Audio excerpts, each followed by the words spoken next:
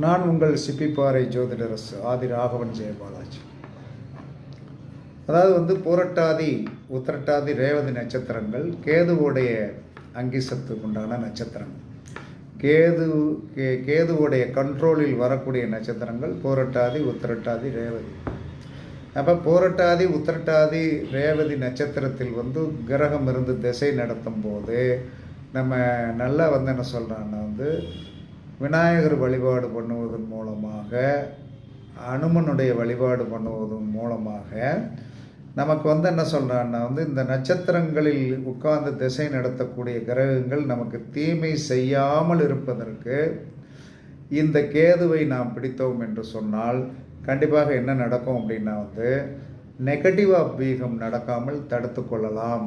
அதனால் புரட்டாதி உத்திரட்டாதி ரேவதி நட்சத்திரம் கேதுவுடைய அங்கிச நட்சத்திரங்கள்.